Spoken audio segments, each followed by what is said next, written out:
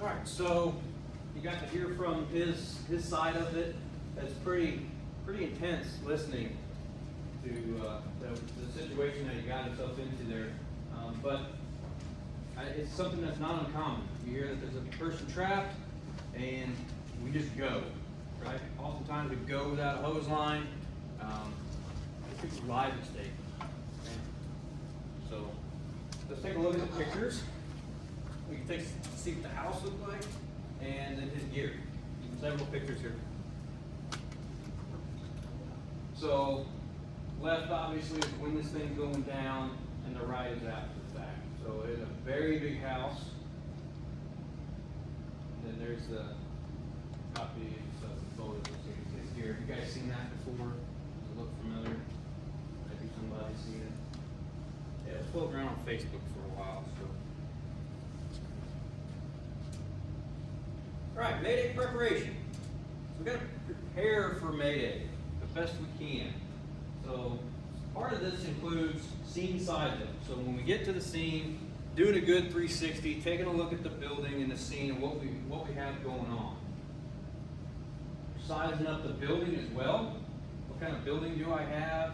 If I can kind of figure out where the fire's at in that building, might help me to make some decisions, some tactical decisions on whether I'm sending people in or whether we're going to have a defensive attack, that kind of thing. And also we're going to prepare through Mayday training. Yes, this is more or less classroom based. We're going to do a little bit of skill work after the fact, but it's beyond this. You have to take this and go back to your fire stations and create Mayday training, or go to other trainings that are being offered along the lines of Mayday. And that's how you'll really start to refine the skills and build a knowledge base. So with our scene size up, this is some things that we're looking at. Scene awareness. So we're checking out the conditions on arrival. Do we have fire? Do we have smoke? As the incident commander, do I already have operating crews inside this building? I want to know where they're at and what their objective was with that. I'm looking at structural conditions for my size up. Do we have any known or established pre-fire conditions? So what would be something that's a known or established pre-fire condition that you may already know about with a particular building in your district? Could know about border conditions, Yeah. prior cause. Exactly. It's the same example that was in my head. Hoarder conditions is a perfect one. We all know those houses probably in our district, or we've been to them. That's like, man, we walk out and it's, wow, if that ever goes, that's going to be a bad deal, right? So if you pull up to that, you know already, oh, this is a bad situation. We're going to have to be careful. We're also looking at the effects of fire on the structure. I'm constantly sizing up my scene as this incident is unfolding. Is the fire getting better or getting worse? And if it's getting worse, what's it in turn doing to my structure? Okay. The interior conditions. As an interior firefighter or a member on a team on the inside, you have to be constantly thinking about sizing up that building and your situation. Giving adequate reports on fire and smoke and heat, your conditions to the incident commander is going to help paint a picture for them about what's going on the inside to help them make some decisions down the line. Because if you say certain things to them that you might not think is a big deal, but you're saying all the right words, you're going to check all the boxes for them to pull you out. So it's important that we do tell them, I have intense heat, I can't find the fire, heavy smoke, can't find the fire, whatever. I got heat below me, heat above me. These are all things that I would want to know as the person on the outside. Tell me what's going on.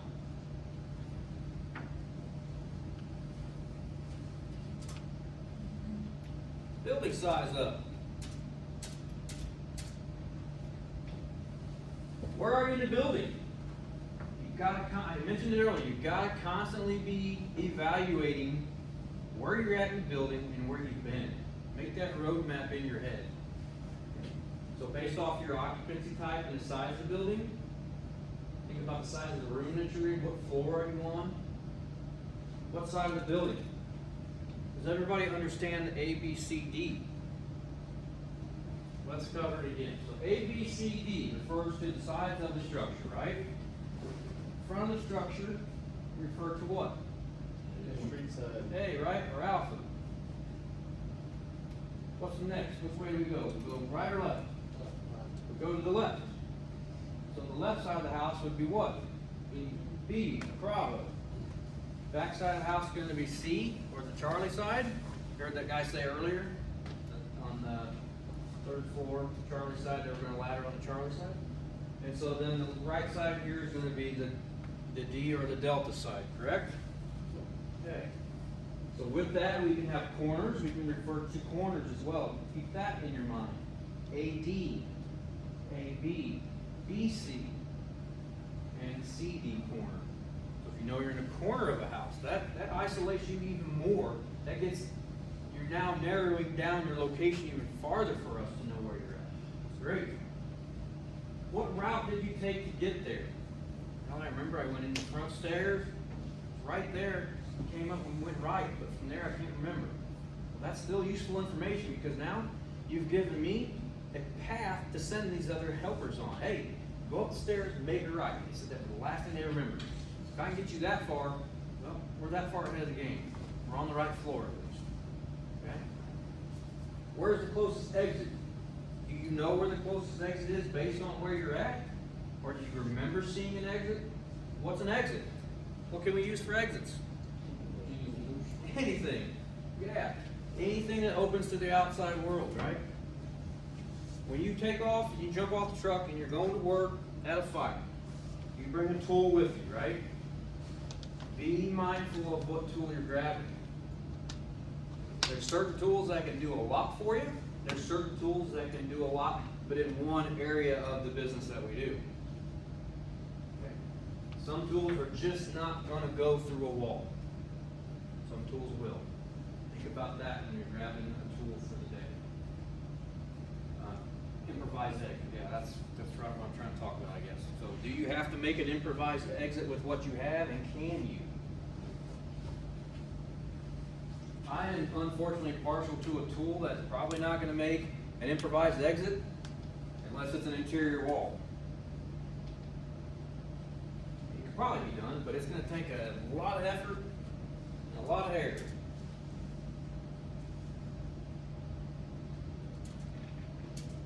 Okay, let's do that.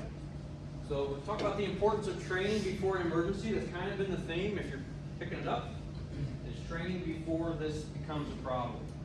So when faced with a fire ground emergency, people do what they have been taught. If there has been no training, then nobody can predict what the response will be. Does that make sense? Kind of hit on that before. If you tell me to cut off a car, but I've never even held the tools to cut the car up, probably no good to you. Okay, got to train on it.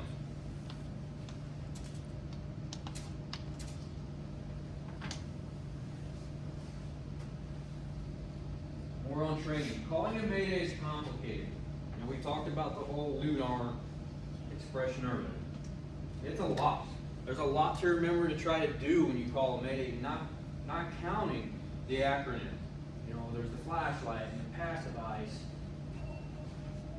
And then there's the IC part of it.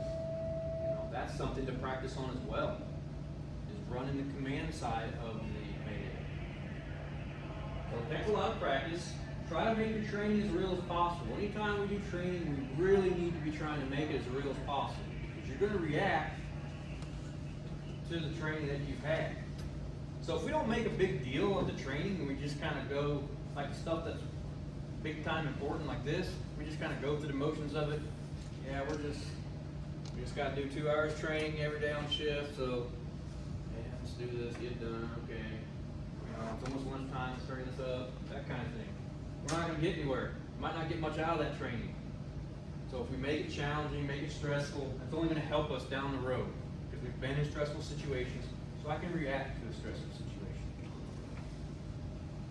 Mayday is not completed until confirmed by writ. So while you're doing your training, make sure you're incorporating that. You're sending your writ crews in, or whoever's going in after these folks, that they come out and they confirm everybody's out of the building, we've got accountability. Everyone. Make sure that gets into your training because it'll all come back when it's needed.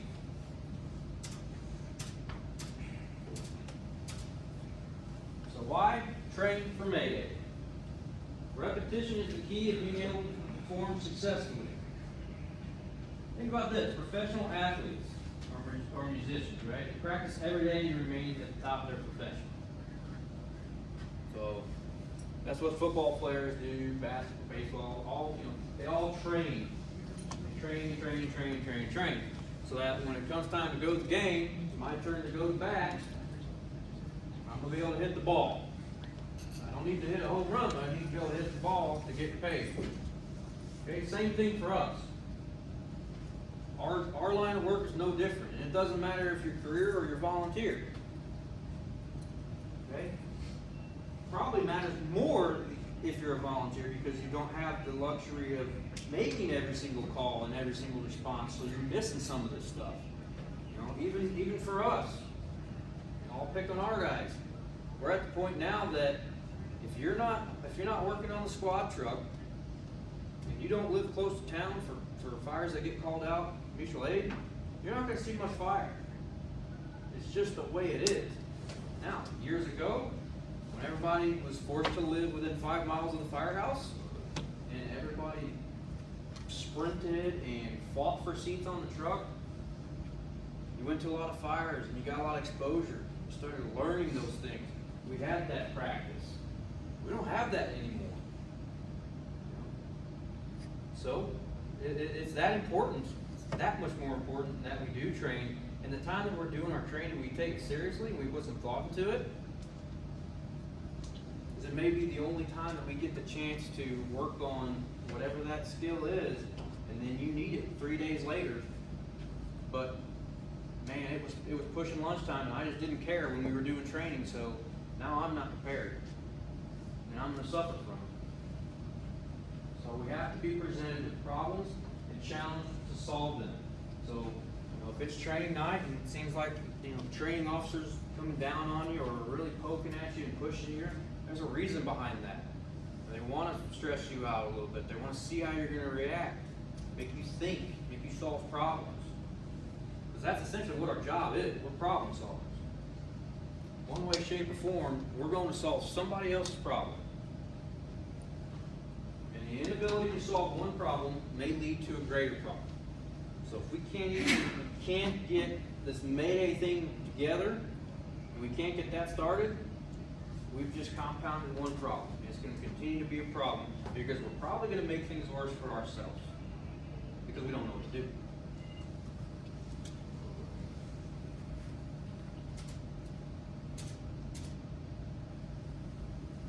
We're also trained because interior firefighting operations are still the most dangerous part of the job.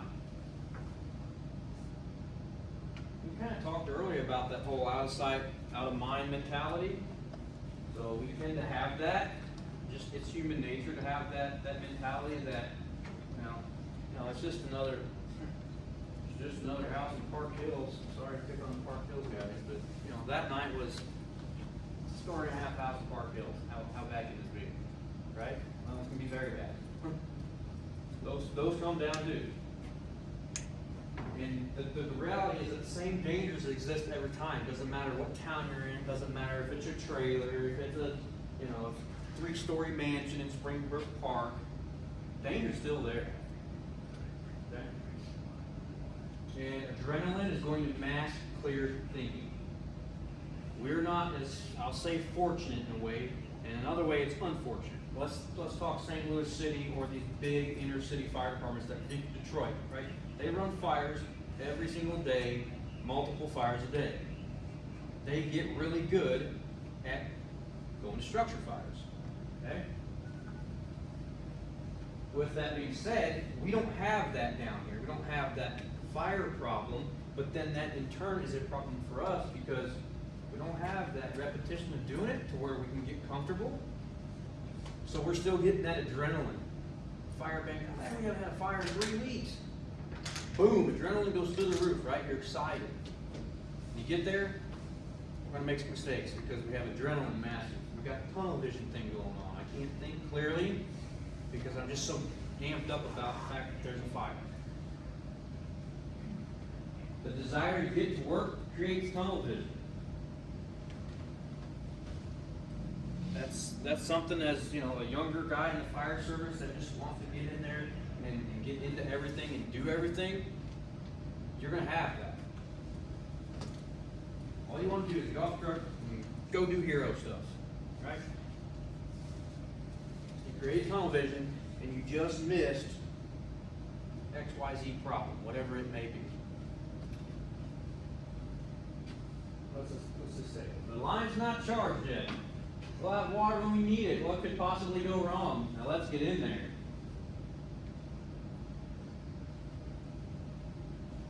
Maybe, maybe not. So, as Black Sunday example, they didn't have water in that line. It wasn't any fault of their own. It was a hydrant issue, I believe, on that one. But something they do every day turned into be a problem for them.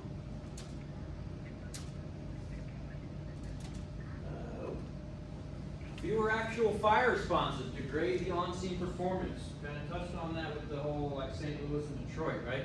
They go and do that every single day. We don't have that response down here. So over time, you're going to start to lose some of those skills, and you're going to be signs of flashover, backtrack, collapse, things of that nature. They're going to become less recognizable because we're not doing it enough, and maybe we're not training on it. In the slower times, maybe we're not training on those items as well. So it's going to dull the fire ground senses. By not having all these responses to fires, the fire ground senses become dulled because you're just not exposed to it. Okay? If we were doing it every single day, you'd be good at it. You'd be really good at it.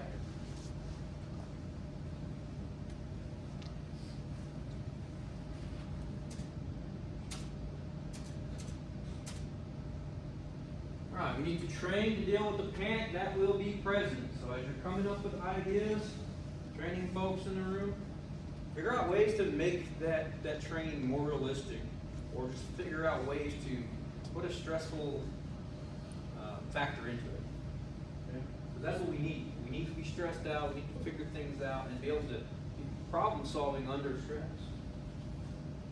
Work on training to keep current on your locations and exits. So as you're doing your search, training at your firehouse, put them in rooms that have windows, doors, or things and landmarks.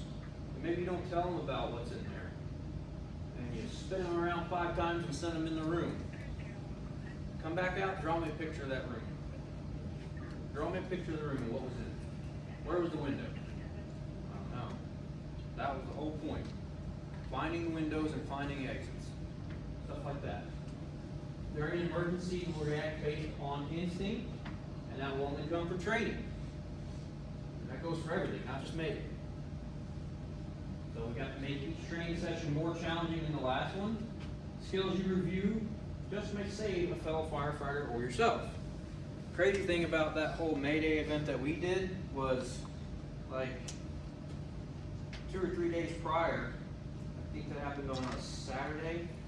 I think it was a Thursday, I had taught firefighter self-rescue or something at the college. And it was like 2 days later, I find myself in this Mayday situation. So, I don't think I told you this, but Dave ended up bailing out head first. It was like a 10-foot drop, but he went out head first, and some guys were kind of there and were able to slow him down. But I just went back to, like, without even thinking about it, I just straddled the window and kind of did like a hang and drop maneuver. But I looked back on it and thought, man, that was quite interesting that I had just taught that, and it was fresh in my mind, so I just went with it. But training is very, very important.